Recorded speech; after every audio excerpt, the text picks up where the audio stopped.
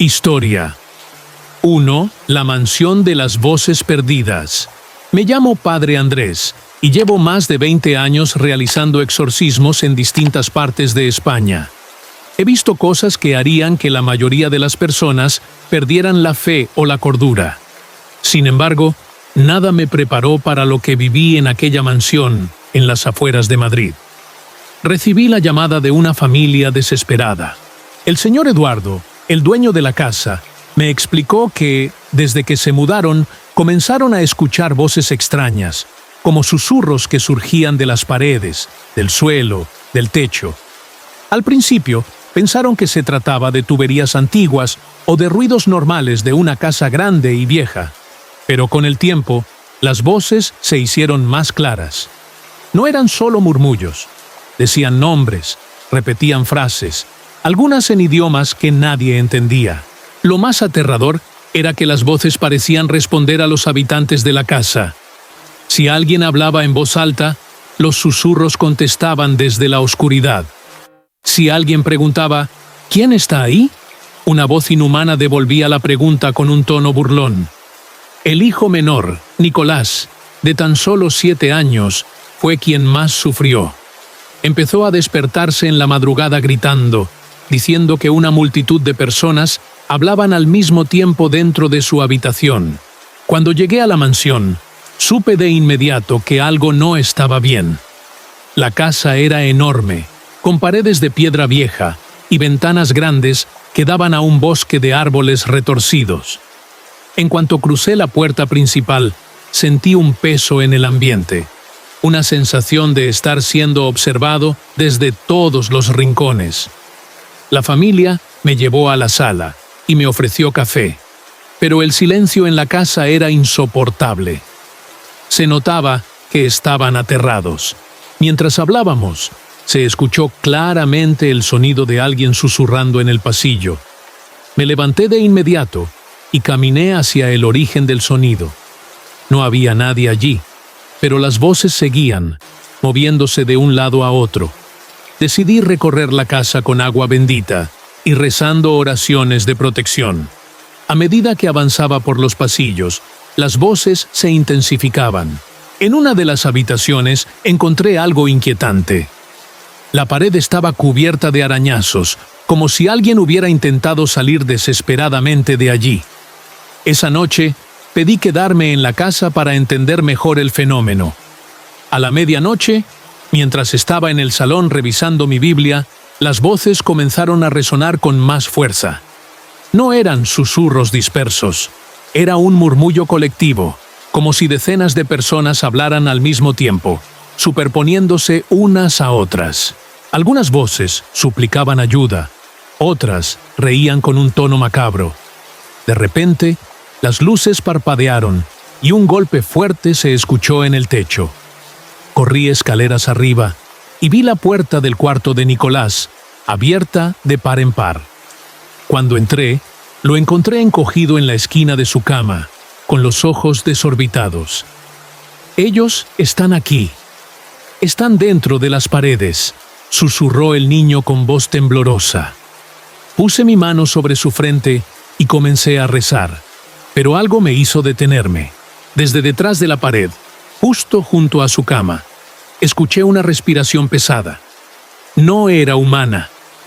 Lentamente, la pared comenzó a crujir como si algo estuviera empujándola desde el otro lado. Tomé el agua bendita y rocié la pared. En ese momento, un grito estremecedor resonó por toda la casa. La pared vibró violentamente y por unos segundos, la figura de una mano deformada y huesuda se marcó en la superficie, como si algo atrapado dentro intentara salir. Corrí hacia la familia y les pedí que me ayudaran a retirar la alfombra de la sala principal. Presentía que algo estaba enterrado allí, y mi sospecha era correcta. Bajo las tablas del suelo encontramos una trampilla de madera. Cuando la abrimos, un hedor insoportable nos golpeó. Alumbré con mi linterna y descubrimos una fosa común. Docenas de esqueletos humanos apilados uno sobre otro. La casa había sido construida sobre una antigua cripta olvidada. Los muertos estaban atrapados, sus almas condenadas a vagar entre las paredes, incapaces de encontrar descanso. Esa noche realicé un exorcismo y una misa de liberación. La casa entera tembló cuando comencé la oración final. Las voces gritaban, insultaban, suplicaban. Pero no me detuve. Luché contra aquella presencia con toda mi fe hasta que, finalmente, el silencio cayó sobre la mansión. Desde aquella noche, las voces desaparecieron. Pero antes de marcharme, y la familia me quedé un momento en la puerta, observando la casa. Justo cuando me giré para irme, sentí un escalofrío recorrer mi espalda. Desde el interior de la casa, en un susurro apenas audible, escuché una última voz decir mi nombre. Historia 02. La tumba del niño que llora. Me llamo Tomás Llorente y soy sacerdote en Salamanca. He pasado gran parte de mi vida ayudando a los necesitados, pero también he sido testigo de cosas que pocos se atreven a creer. No busco convencer a nadie, solo contar lo que he visto. Esta historia ocurrió hace algunos años, cuando fui llamado por una madre desesperada, cuyo hijo parecía estar en contacto con algo que no pertenecía a este mundo. Todo comenzó cuando la familia de Lucía se mudó a una casa cerca del cementerio San Carlos Borromeo. Su hijo, Alejandro, de solo 6 años, comenzó a comportarse de manera extraña después de haber jugado en el cementerio con un amigo. Según la madre, el niño hablaba solo, decía ver a otro niño, y lo más inquietante, cada noche se despertaba llorando, repitiendo una misma frase: «No quiero estar aquí, hace frío». Cuando llegué a la casa, me recibió un ambiente pesado. El pequeño Alejandro estaba sentado en el sofá, con la mirada perdida. No reaccionó cuando le hablé, ni siquiera cuando le pregunté por su amigo imaginario. Su madre, visiblemente afectada, me llevó a su habitación. Las paredes tenían dibujos extraños. A simple vista, parecían garabatos infantiles, pero cuando los observé de cerca, sentí un escalofrío. Eran figuras de niños, pero con los rostros borrosos y las manos extendidas, como si intentaran salir de la pared. Le pedí a Lucía que me llevara al cementerio para ver dónde había estado jugando su hijo. Caminamos hasta una tumba pequeña y desgastada por el tiempo. No tenía flores ni señal de visitas recientes. La lápida estaba agrietada y apenas se podía leer el nombre: Julián Méndez, 1978-1985. Un niño que murió a los 7 años. La madre me contó que desde que su hijo había jugado allí, todo cambió. Una noche, Alejandro le dijo algo que la aterrorizó. «Mamá, Julián no quiere estar solo. Me dijo que lo acompañe». Al escuchar esas palabras, comprendí que algo estaba mal. No era normal que un niño tan pequeño hablara de la muerte con tanta familiaridad. Decidí investigar y busqué registros de la familia Méndez.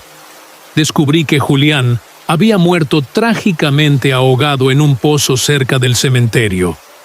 Su madre, devastada, visitaba su tumba todos los días, hasta que un día desapareció sin dejar rastro. Esa noche me quedé en la casa con la familia. A las 3 de la madrugada, Alejandro comenzó a sollozar en su habitación. Cuando entré, lo vi sentado en su cama, temblando y señalando una esquina oscura del cuarto. «Está aquí», susurró con voz temblorosa. Encendí la luz, pero no vi nada. Sin embargo, el aire estaba helado. Me acerqué al niño y recé en voz baja, colocando una cruz sobre su frente.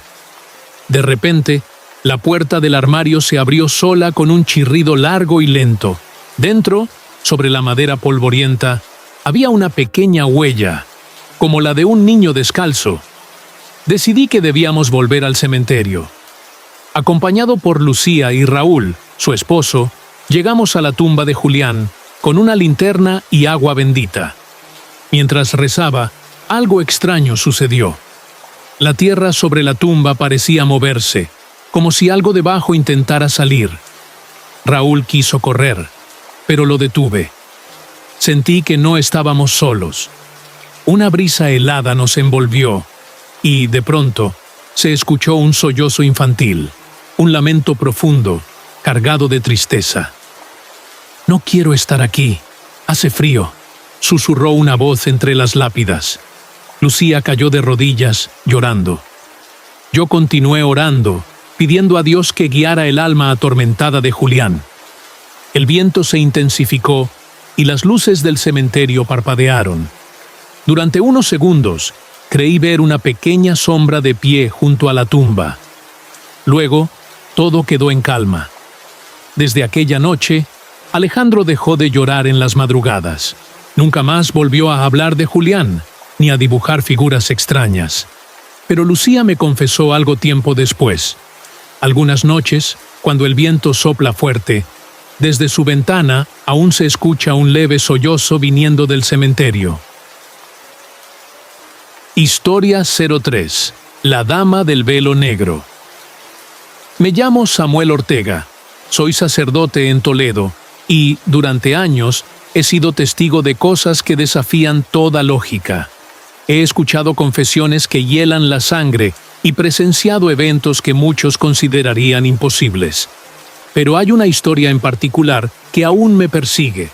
Una historia que ocurrió en el cementerio de Nuestra Señora del Sagrario, en una fría madrugada de noviembre.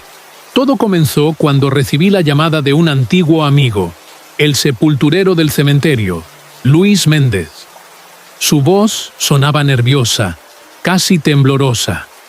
Me pidió que fuera al cementerio cuanto antes, pues algo extraño estaba ocurriendo.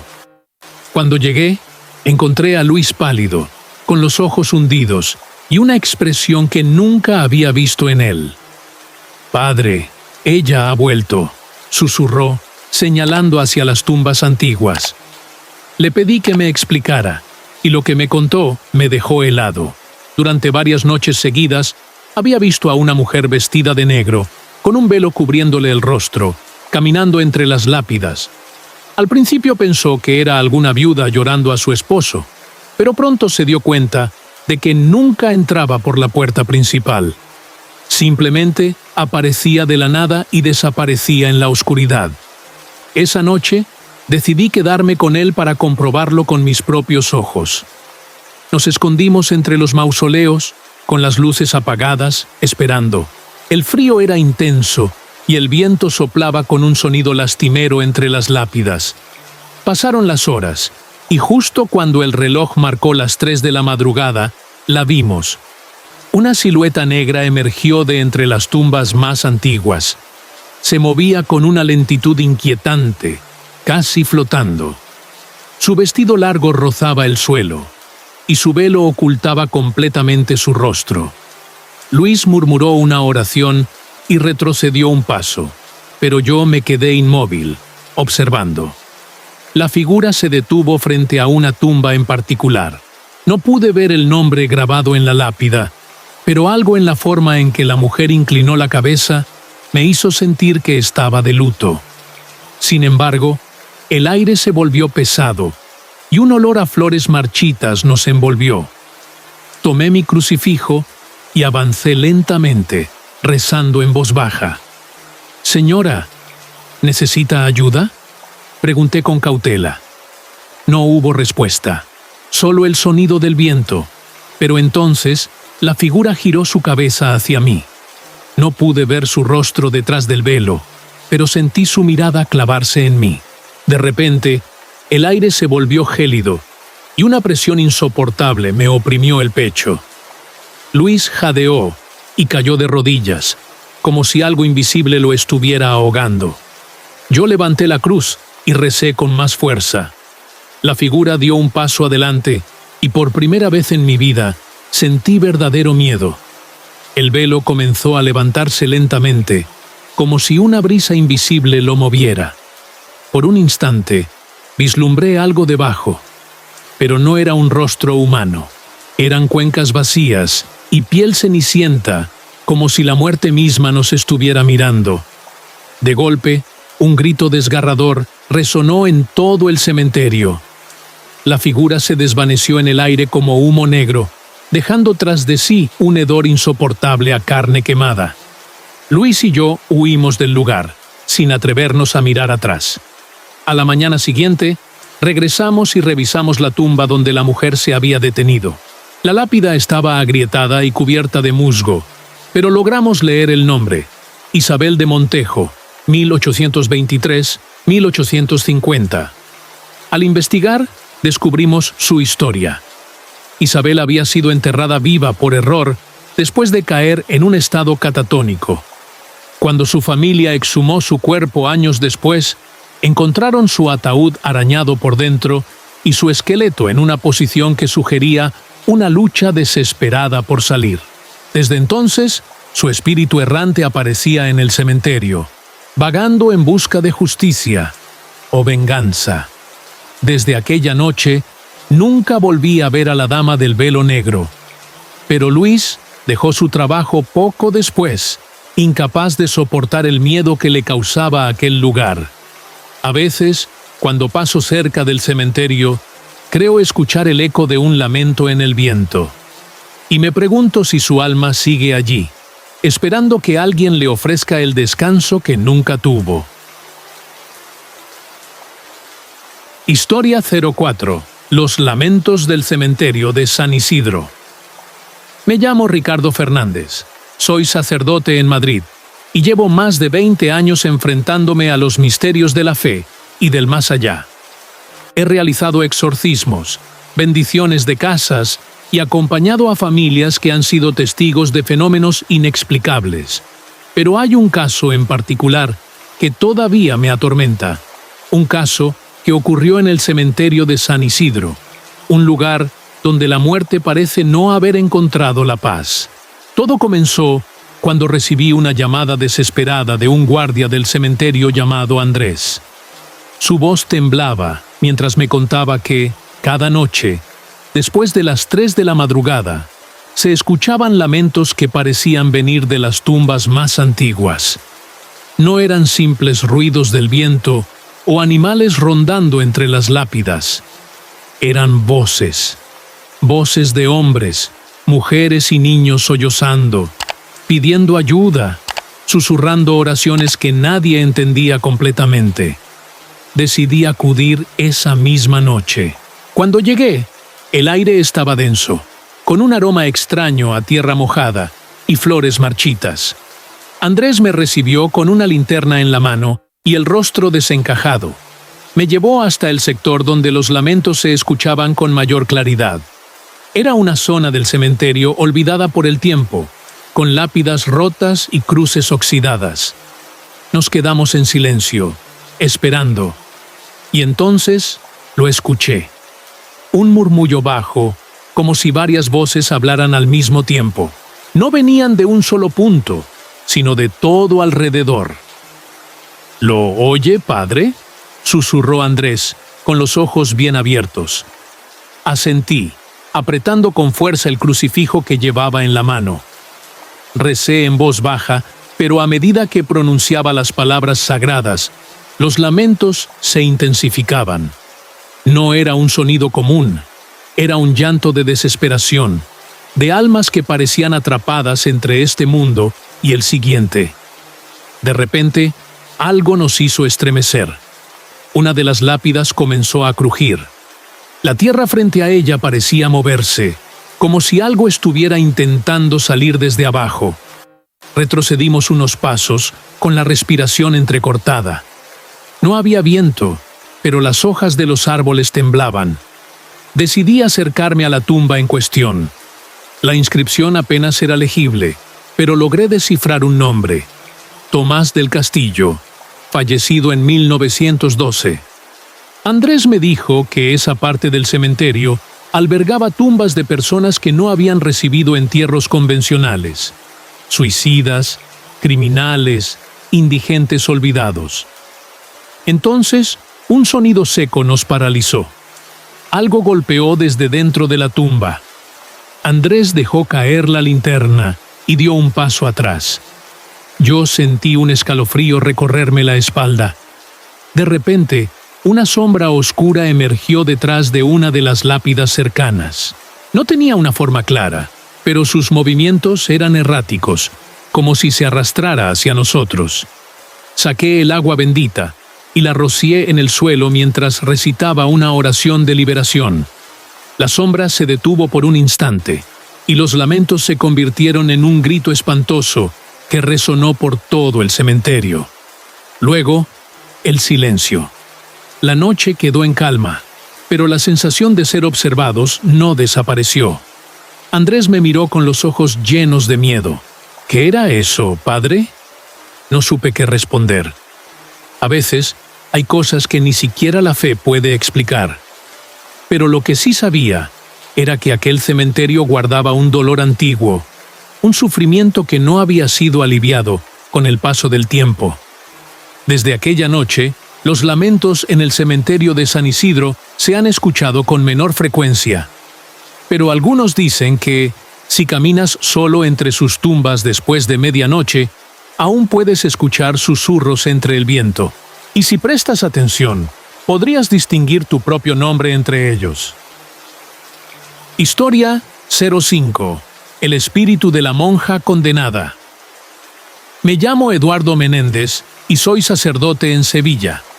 Durante años he escuchado relatos de personas atormentadas por presencias oscuras y he realizado exorcismos en lugares donde la fe parecía ser la única barrera contra lo desconocido. Pero nunca había sentido un horror tan profundo como el que experimenté en el antiguo convento de Santa Cecilia. El convento había sido abandonado hacía décadas y su historia estaba envuelta en rumores de tragedia. Se decía que una monja llamada Sor Beatriz había muerto allí de manera misteriosa, condenada por supuestos actos impuros.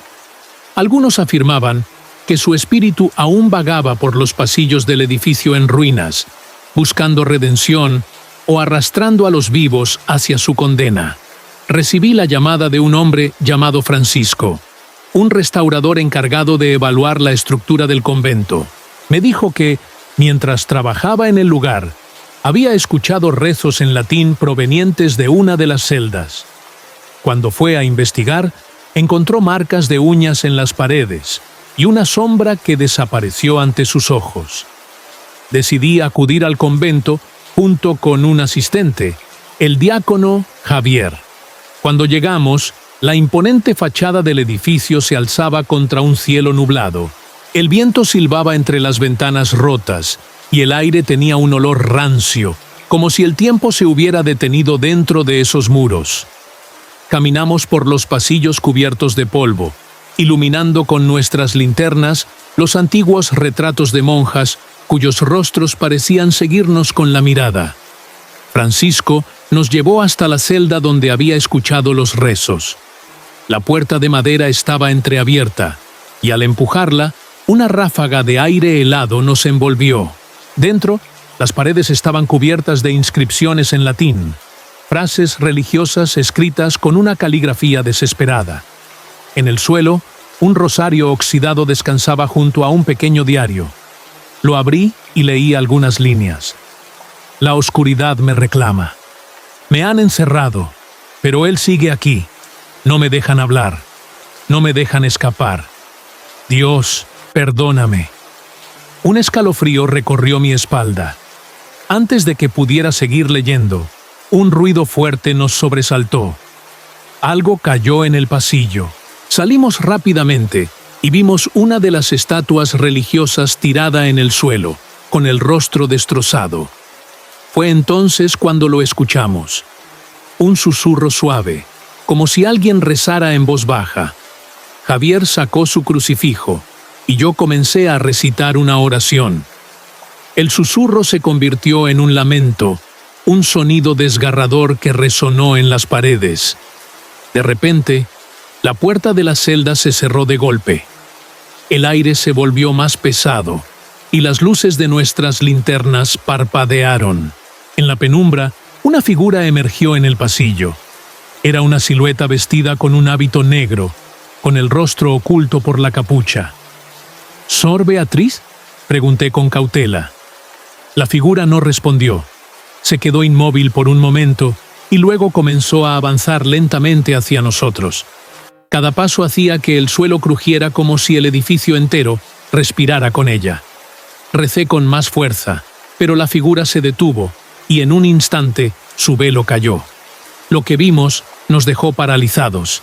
Sus ojos eran pozos vacíos y su boca estaba cosida con hilos oscuros, como si alguien hubiera silenciado sus gritos para siempre. Javier retrocedió con terror y yo rocié el suelo con agua bendita.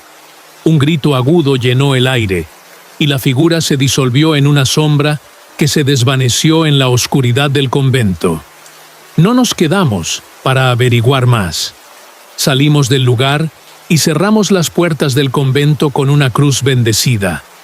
Desde esa noche, nadie volvió a entrar allí, pero hay quienes afirman que, si pasas cerca del convento de Santa Cecilia en la madrugada, puedes escuchar los rezos de Sor Beatriz, atrapada entre el mundo de los vivos y los muertos, condenada a vagar en la eternidad.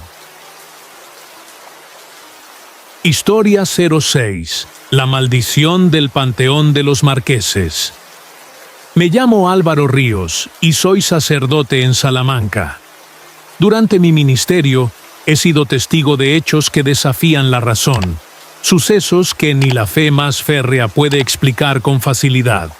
Pero hay una historia en particular que me persigue hasta hoy, una historia que ocurrió en el cementerio de San Carlos, donde una familia entera quedó atrapada en una maldición que trascendió la muerte.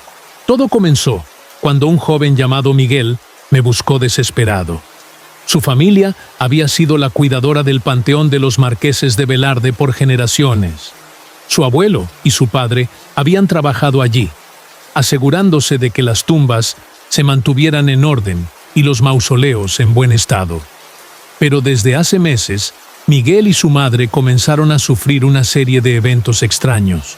Golpes en las paredes de su casa en plena madrugada, susurros en habitaciones vacías y la sensación de ser observados cada vez que pasaban cerca del Panteón de los Marqueses. La situación se tornó insoportable cuando su madre enfermó repentinamente. Miguel aseguraba que cada noche la encontraba hablando en sueños con una voz que no era la suya, una voz grave y distorsionada que murmuraba frases en latín. Cuando él intentaba despertarla, ella abría los ojos en estado de trance y susurraba: «Nos vigilan. No los dejes entrar». Decidí ayudarlo. La noche en que fuimos al cementerio, el ambiente era pesado. El aire olía a humedad y a flores podridas. Miguel me guió hasta el mausoleo de los Marqueses. Era una estructura imponente de mármol negro, con inscripciones doradas y una gran puerta de hierro forjado. Algo en ese lugar se sentía mal. Al acercarnos, notamos que la puerta del panteón estaba entreabierta. Miguel juró que nadie la había abierto en años, pues la llave estaba en su casa. Empujé la puerta y el sonido oxidado de las bisagras resonó como un lamento en la noche. Dentro, las lápidas estaban cubiertas de polvo y telarañas, pero lo que más nos horrorizó fue ver una de las tumbas abierta. Un ataúd de madera antigua descansaba en el suelo, como si alguien lo hubiera sacado a la fuerza. Miguel temblaba mientras señalaba el nombre grabado en la lápida: Marquesa Isabela de Velarde, fallecida en 1889. El ataúd tenía marcas de rasguños. Cuando nos acercamos más, un golpe seco retumbó dentro de la caja. Nos congelamos. Otro golpe. Y luego, un sonido que jamás olvidaré. Un suspiro ahogado, como si algo dentro del ataúd intentara respirar. Miguel soltó un grito y salió corriendo. Pero yo me quedé, paralizado, sosteniendo con fuerza mi crucifijo. Me armé de valor y recité una oración. A medida que pronunciaba las palabras sagradas, el ataúd comenzó a temblar y un viento gélido recorrió el panteón. De repente, una sombra oscura emergió de la tumba abierta. No tenía una forma definida, pero podía distinguir el contorno de un rostro. Sus ojos eran pozos negros y profundos, y su boca se abrió en un grito silencioso. Sentí una presión insoportable en el pecho, como si algo intentara succionar el aire a mi alrededor. Con la última fuerza que me quedaba, rocié agua bendita en la sombra y ordené que se marchara en nombre de Dios. El grito que siguió me dejó sordo por unos segundos. La sombra se disipó en el aire y el ataúd dejó de moverse. Un profundo silencio cayó sobre el cementerio. Miguel regresó minutos después, con el rostro pálido y la respiración entrecortada. Desde aquella noche, los extraños sucesos en su casa cesaron. Pero antes de irnos, él me confesó algo que hasta ese momento no se había atrevido a decir. Su abuelo siempre le había advertido que nadie debía abrir el mausoleo de los Marqueses, que los Velarde no descansaban en paz porque murieron con pecados que jamás fueron perdonados. Desde entonces, el panteón permanece sellado, pero hay quienes dicen que, si te acercas demasiado en la noche, puedes escuchar golpes provenientes del interior, como si alguien dentro aún intentara escapar de su condena eterna. Historia 07. La entidad de la cripta subterránea. Me llamo Manuel Ortega y soy sacerdote en Toledo. A lo largo de los años, he sido testigo de eventos que desafían toda lógica, pero ninguno tan aterrador como lo que experimenté en la cripta olvidada del antiguo monasterio de San Bartolomé. Lo que allí encontré sigue atormentándome hasta el día de hoy. El monasterio de San Bartolomé fue abandonado hace más de un siglo, pero debajo de sus ruinas aún existe una red de criptas donde los monjes enterraban a sus difuntos. Con el tiempo, esas cámaras fueron olvidadas y la mayoría de la gente evitaba acercarse. Se decía que en las noches sin luna se escuchaban susurros y lamentos provenientes de las profundidades de la tierra. Fui llamado por un grupo de arqueólogos que trabajaban en la restauración del lugar. Uno de ellos, Andrés, estaba convencido de que algo maligno residía en la cripta.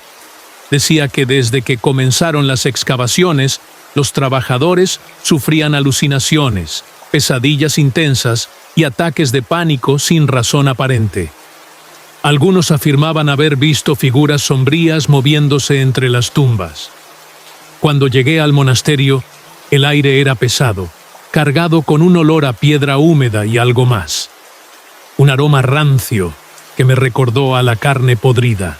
Descendimos por una escalera de piedra hasta la cripta principal. Las paredes estaban cubiertas de moho y en el suelo se esparcían antiguos ataúdes rotos. Uno de los arqueólogos nos mostró un hallazgo reciente, una puerta de hierro con inscripciones en latín que advertían sobre una presencia maldita. Las palabras grabadas en la piedra me helaron la sangre. Aquí yace el que nunca debió despertar. Que su oscuridad permanezca sellada para siempre. La puerta, sin embargo, había sido abierta. Andrés confesó que, en su afán de explorar, la habían forzado hacía días. Desde entonces, la actividad paranormal se había intensificado. Decidí entrar. Al otro lado de la puerta, encontramos un espacio más profundo, una cripta oculta que no figuraba en los registros. En su interior, una gran losa de mármol se alzaba en el centro de la sala, cubierta con símbolos que parecían marcas de sellado. Fue entonces cuando sentimos el primer golpe, un sonido seco y profundo, como si algo golpeara la losa desde adentro. Andrés y los demás retrocedieron aterrados. Un segundo golpe retumbó, y una grieta recorrió la superficie de la piedra. Saqué mi crucifijo y comencé a rezar. Pero una ráfaga de aire helado recorrió la cripta, apagando las linternas y sumiéndonos en la oscuridad. En ese momento, un lamento inhumano surgió de la tumba abierta. De la grieta emergió una sombra espesa, una silueta grotesca con miembros alargados y un rostro sin rasgos definidos. Sus ojos eran dos abismos oscuros y vacíos, y de su boca brotaba un murmullo incomprensible, como si hablara en una lengua olvidada. Uno de los arqueólogos gritó y salió corriendo, pero la sombra se movió con una velocidad imposible, atravesando el aire como si fuera un torbellino de oscuridad. Sentimos su presencia dentro de nuestras mentes, susurrándonos pensamientos de muerte y desesperación. Con las pocas fuerzas que me quedaban, rocié agua bendita sobre la losa y recité una oración de exorcismo. La entidad rugió con furia, sacudiendo las paredes de la cripta. Las luces parpadearon, y por un instante la sombra pareció disiparse. Aprovechando el momento, sellamos nuevamente la tumba con una nueva inscripción y cerramos la puerta de hierro. Desde esa noche, nadie volvió a entrar allí.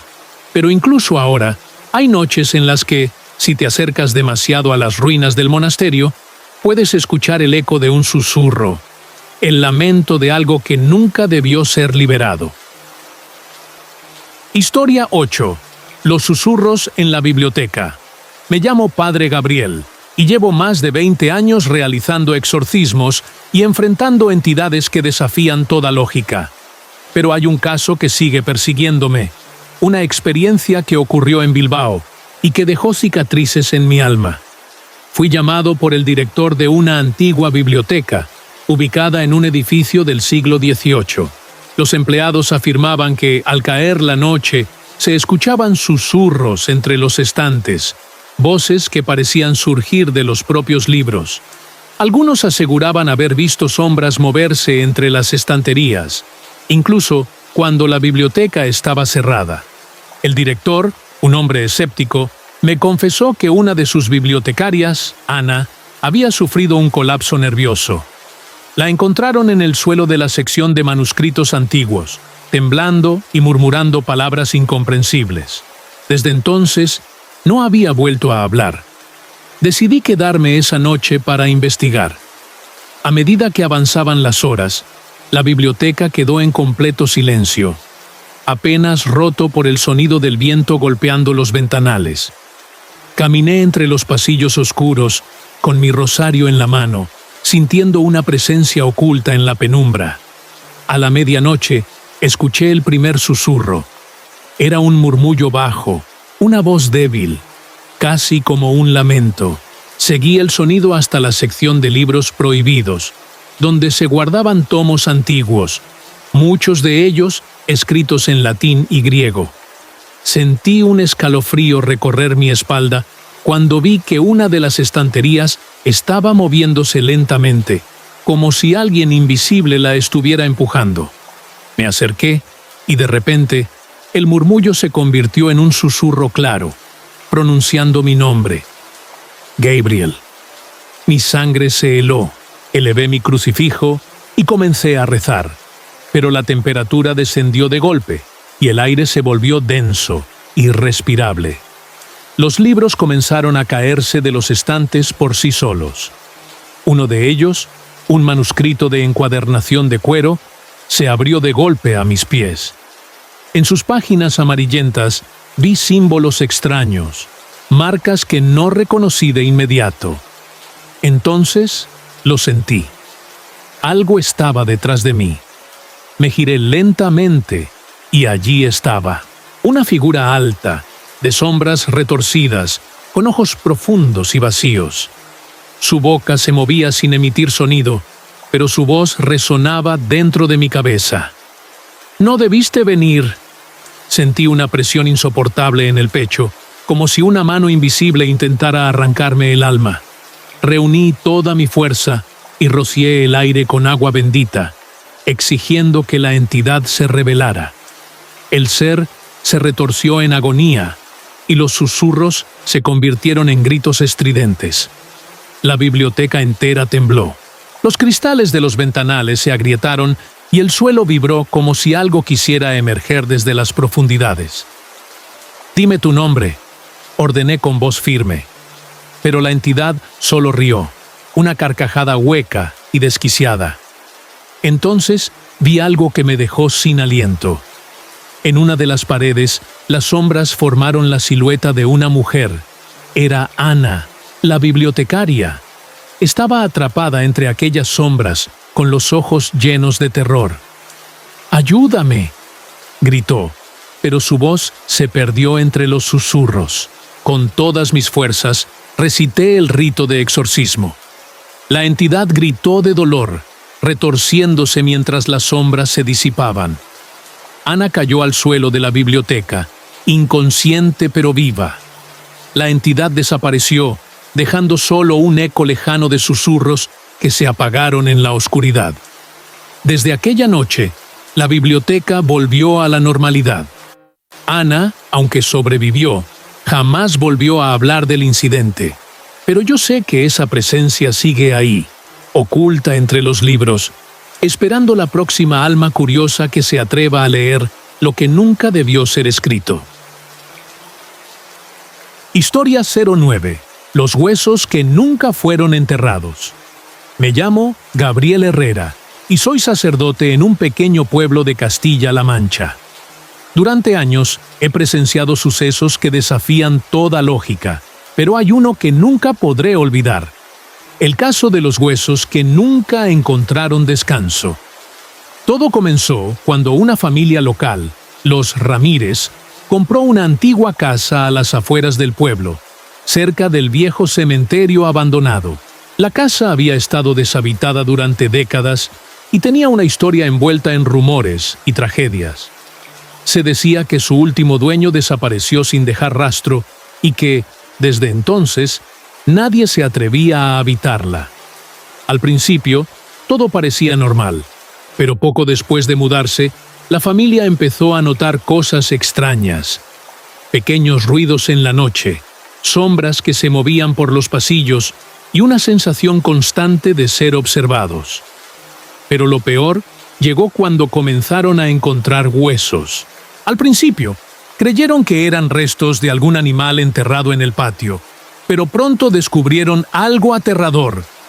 Los huesos aparecían dentro de la casa, en lugares imposibles. Un día los encontraron dentro de los armarios, otro día en el sótano. Y lo más inquietante era que, cada vez que intentaban deshacerse de ellos, los huesos regresaban. Desesperados, me llamaron para bendecir la casa. Cuando llegué, el ambiente era opresivo. La casa entera parecía sumida en una especie de penumbra constante, incluso a plena luz del día. El aire estaba cargado de un olor rancio, como a tierra húmeda y carne podrida. Recorrí cada rincón de la casa mientras rezaba, pero fue al bajar al sótano cuando sentí una presencia indescriptible. En la esquina más oscura, vi algo que me heló la sangre. Un agujero en el suelo, como si alguien hubiera intentado cavar una tumba, pero nunca hubiera terminado el trabajo.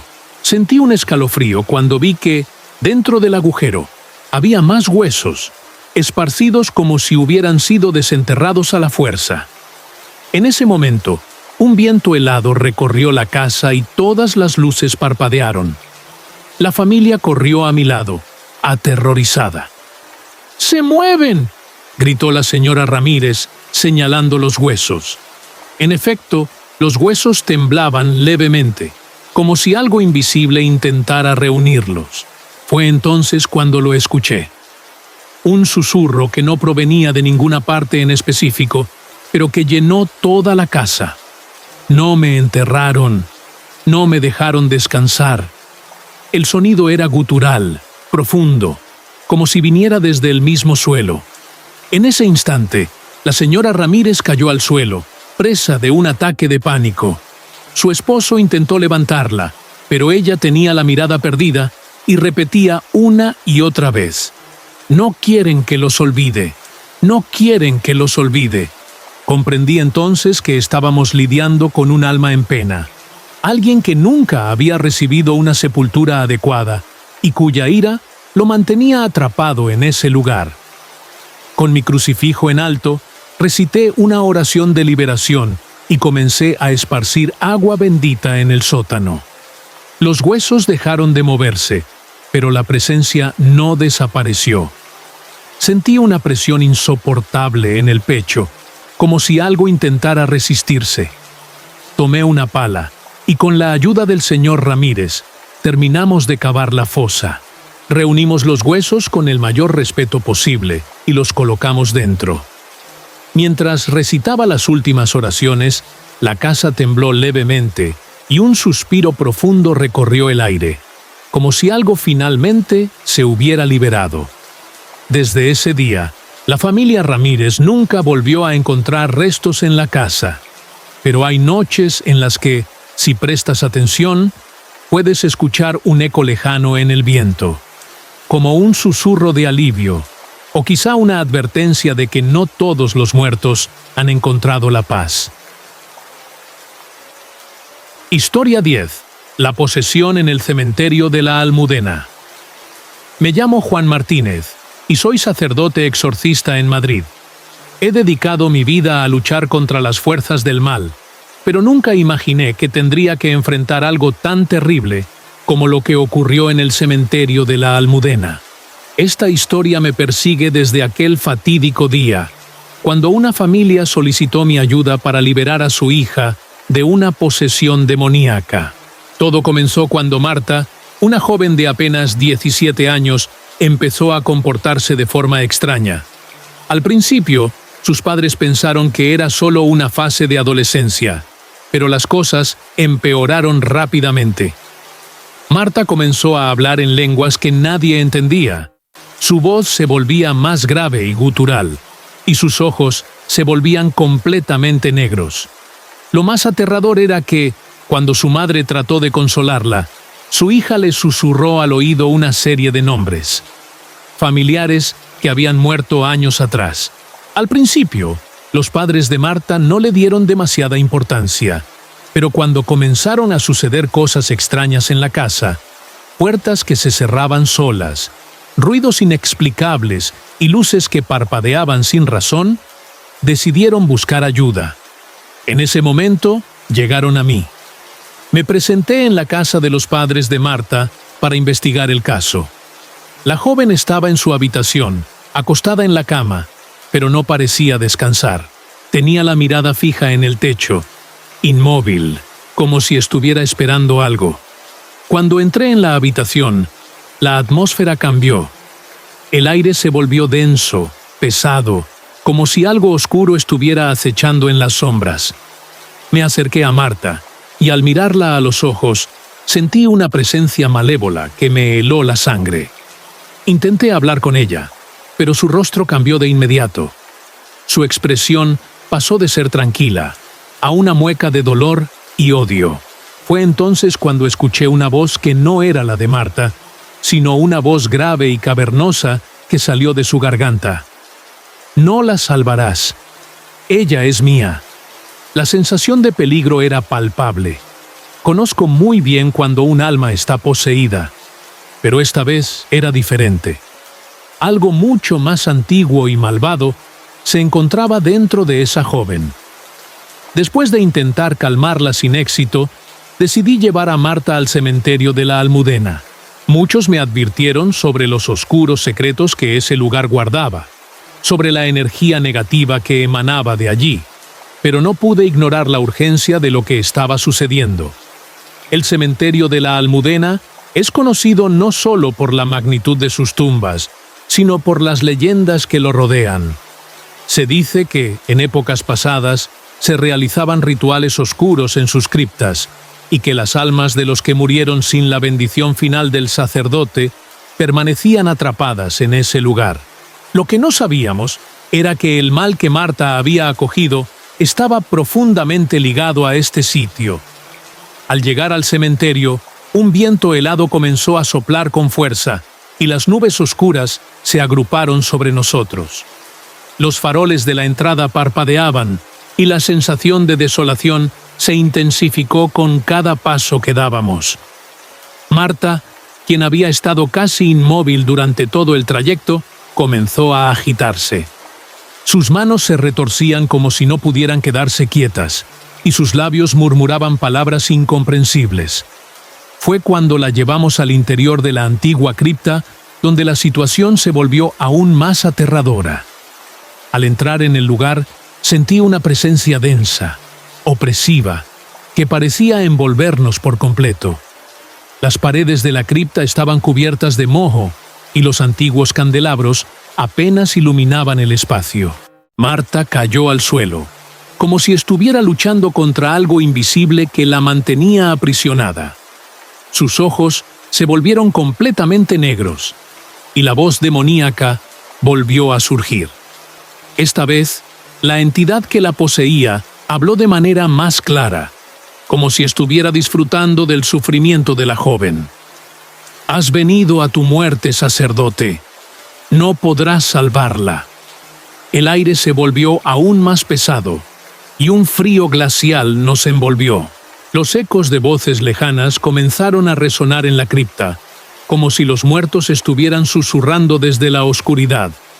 Fue en ese momento cuando comprendí que no estábamos simplemente luchando contra una posesión común. Algo mucho más antiguo y maligno habitaba allí, y tenía el poder de corromper y controlar. Intenté realizar el exorcismo, pero cada vez que pronunciaba las oraciones, la entidad se burlaba de mí. Su risa retumbaba en la cripta, y las sombras parecían moverse alrededor de nosotros. Marta, con la boca llena de espuma, empezó a levitar. Vi cómo su cuerpo se elevaba lentamente del suelo, y el aire a su alrededor vibraba con una energía oscura. Aterrorizado, pero sin rendirme, intensifiqué mis rezos. Fue entonces cuando un estruendo ensordecedor sacudió el lugar, como si la misma tierra debajo de nosotros estuviera gruñendo en agonía. Los faroles comenzaron a explotar, y el suelo tembló con fuerza. Un grito estremecedor salió de la garganta de Marta, como si toda su alma estuviera siendo desgarrada. En ese momento, comprendí que el mal no estaba solo en el cuerpo de Marta. La entidad había estado allí durante siglos, alimentándose de la oscuridad de ese lugar. Para liberarla, debía deshacerme del mal que residía en la cripta. Con todo lo que me quedaba de fuerza, grité las palabras finales del exorcismo, rogando a Dios que nos protegiera. De repente, una luz cegadora iluminó la cripta, y la figura demoníaca que poseía a Marta desapareció en un grito gutural. El cuerpo de la joven cayó al suelo, inerte, pero finalmente libre. Aunque Marta sobrevivió, nunca olvidó lo que ocurrió esa noche en el cementerio de la Almudena. Durante semanas, sufrió pesadillas y despertaba gritando, siempre viendo los ojos oscuros del demonio. Y aunque el mal fue derrotado, no pude evitar sentir que el cementerio guardaba secretos aún más oscuros, secretos que tal vez nunca podríamos entender completamente. Nunca he vuelto a entrar en la Almudena, y he advertido a todos mis compañeros sacerdotes que se mantengan alejados de ese lugar. En las noches oscuras, si te acercas lo suficiente, podrías escuchar susurros en el viento, como si las almas atrapadas allí nunca hubieran encontrado la paz.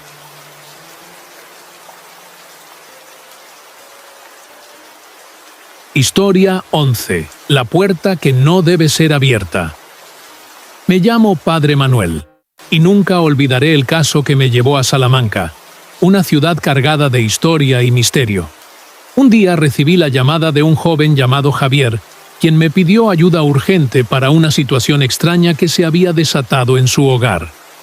Era un hombre de unos 30 años, con una familia que acababa de mudarse a una antigua casa en las afueras de la ciudad. La propiedad, según él, había estado vacía por años. Su familia, al principio, pensó que se trataría de una simple mudanza, pero pronto comenzaron a suceder cosas extrañas. La casa estaba construida en una época que databa de principios del siglo XIX. Javier y su esposa, Laura, se sentían emocionados por vivir allí, pero algo en el aire era inquietante desde el principio. No tardaron mucho en notar que, por la noche, las puertas de las habitaciones se cerraban solas, y extraños ruidos provenientes de la planta alta perturbaban el sueño de todos. Pero lo más perturbador era una puerta en particular, una puerta que no tenían explicación alguna de cómo había llegado a estar allí. Se encontraba en el pasillo más alejado, al fondo de la casa, y estaba cubierta por una gruesa capa de polvo. Era una puerta de madera vieja, con adornos extraños, casi incomprensibles, grabados a mano. Javier intentó abrirla varias veces, pero algo lo detenía. A veces sentía como si una presión en su pecho le impidiera acercarse. Otras veces notaba que la puerta emitía un leve susurro, como si alguien desde el otro lado le hablara. Laura, al principio, no le dio mucha importancia, pero Javier estaba cada vez más perturbado. A menudo despertaba en mitad de la noche, sintiendo una presencia extraña en la casa, como si algo o alguien lo observase en silencio. Una noche, después de semanas de inquietud, Javier decidió finalmente enfrentarse a la puerta. Mientras caminaba hacia ella, sintió un frío extraño recorrer su espina dorsal. La puerta parecía tener algo que lo llamaba, algo que lo atraía, pero también algo que le impedía acercarse. De repente, cuando sus dedos rozaron el pomo de la puerta, la voz de Laura lo interrumpió. Ella le pidió que no lo hiciera, le rogó que no abriera esa puerta. La expresión de miedo en su rostro lo paralizó, y por primera vez, Javier dudó. Decidí acudir a la casa luego de escuchar su relato, pues no podía ignorar la gravedad de la situación. Cuando llegué, Javier me recibió visiblemente alterado. Su familia había pasado noches sin dormir, aterrados por los sucesos que ocurrían cada vez con mayor intensidad. Al escuchar sus palabras, sabía que algo oscuro y peligroso acechaba en esa casa. Javier me condujo al pasillo donde se encontraba la puerta, y al verla, sentí una presión en el aire que me heló por completo. Era como si la casa misma exhalara una sensación de incomodidad. «Es esta», me dijo Javier, señalando la puerta. «No podemos abrirla, pero cada vez más sentimos que hay algo detrás de ella». Estaba claro que algo en ese lugar estaba mal.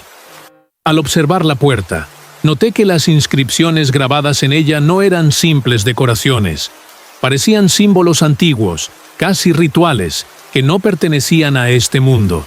Sabía lo suficiente para reconocer que esos símbolos no eran de una simple decoración, sino algo que indicaba una advertencia.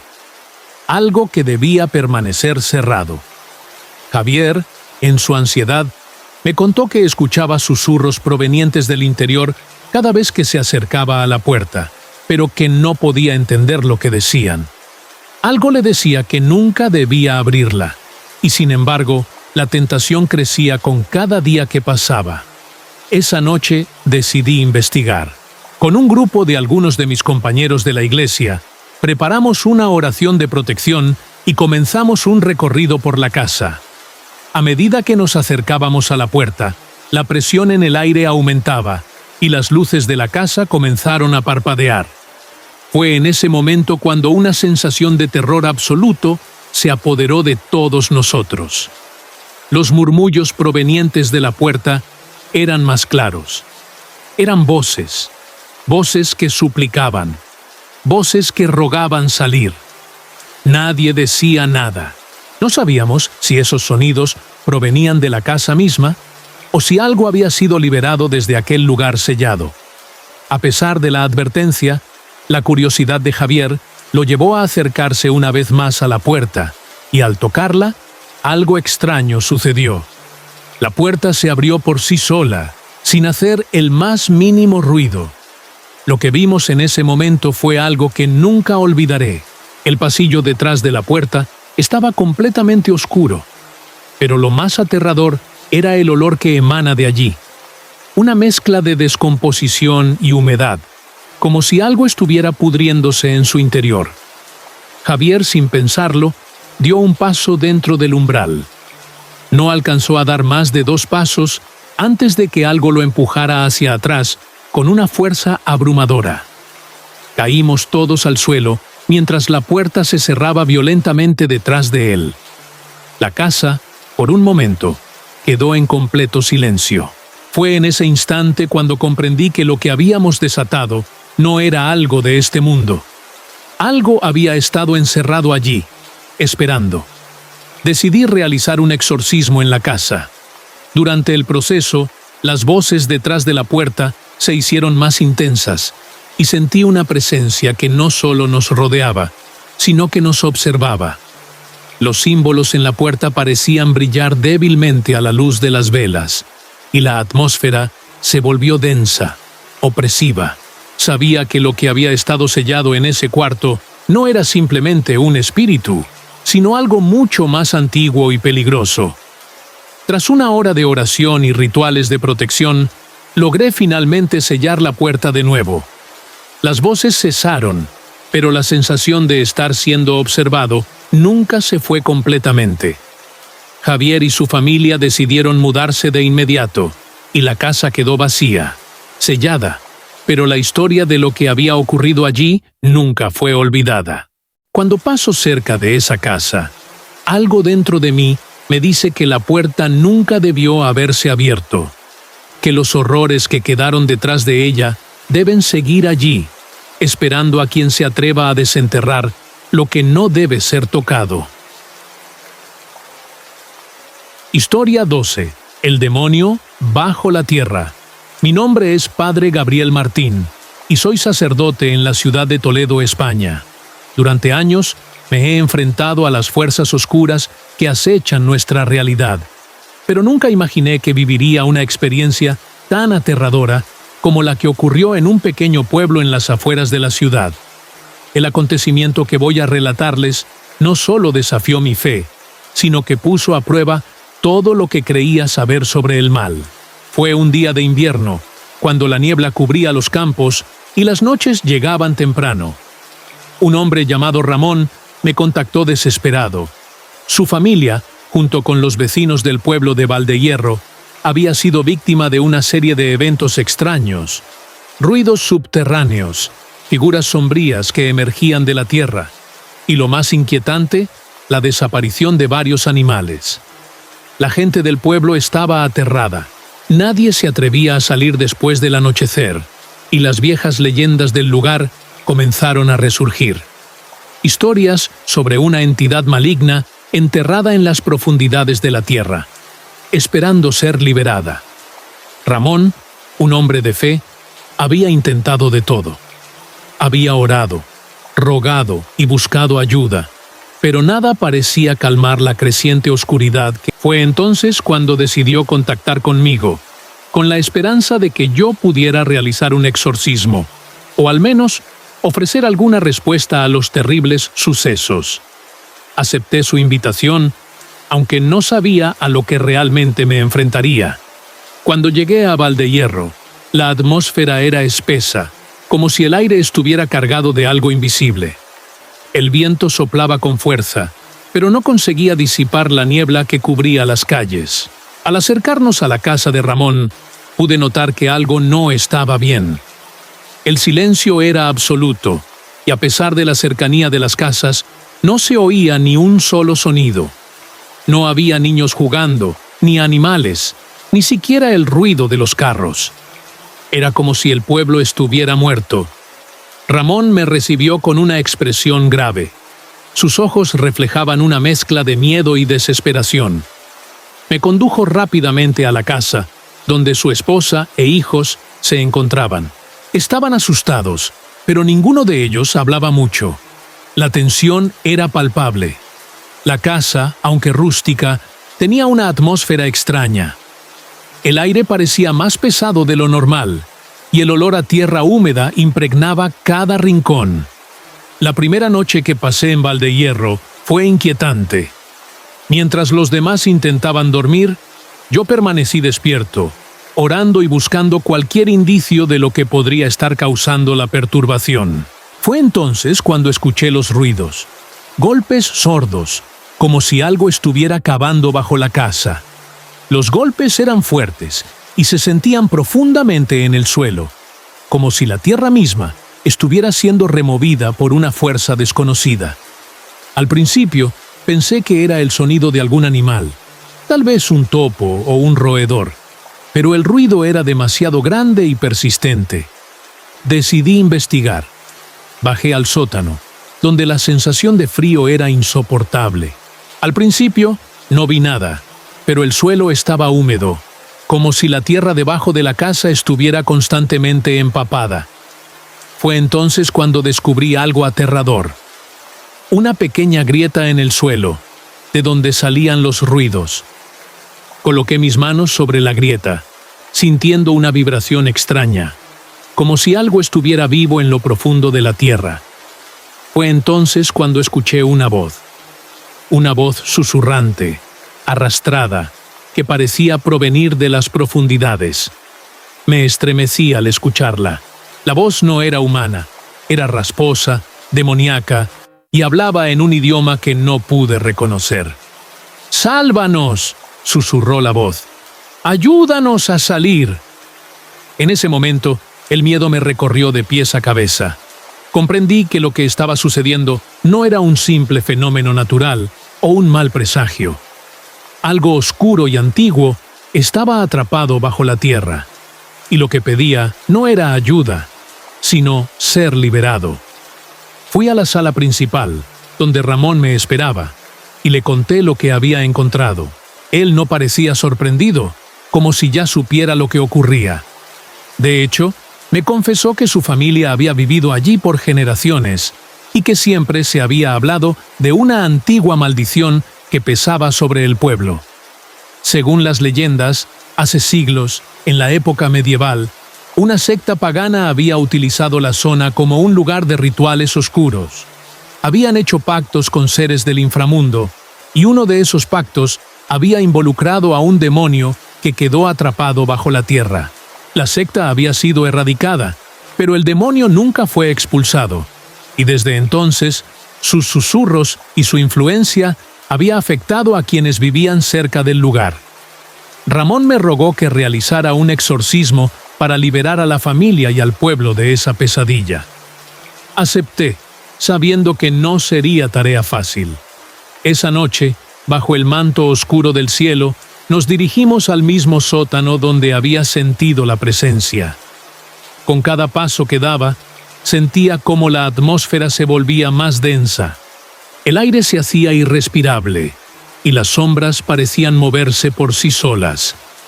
Me armé de valor y comencé a recitar las oraciones de liberación. Fue entonces cuando ocurrió lo impensable. La tierra bajo nuestros pies comenzó a temblar. Los ruidos subieron de volumen y pude sentir una presión creciente sobre mi pecho. Los ojos de Ramón se llenaron de pánico, y de repente, la grieta en el suelo comenzó a abrirse lentamente, como si algo estuviera forzándola desde dentro. De la grieta emergió una oscuridad profunda, más densa que la propia noche. En ese momento, vi algo que jamás olvidaré. Una figura gigantesca, con ojos ardientes y una sonrisa cruel, se alzó de las profundidades. Era el demonio. La criatura se acercó a mí, y su presencia me hizo sentir una sensación de terror indescriptible. Su voz retumbó en mi mente, burlándose de mi fe. «¿Crees que puedes detenerme?», dijo con una risa infernal. «He estado bajo esta tierra por siglos, y nada, ni nadie me podrá encerrar de nuevo». La lucha fue brutal. El demonio intentó poseerme, arrastrando mi alma hacia lo más profundo de su oscuridad. Pero con cada palabra de la oración, su poder comenzaba a disminuir.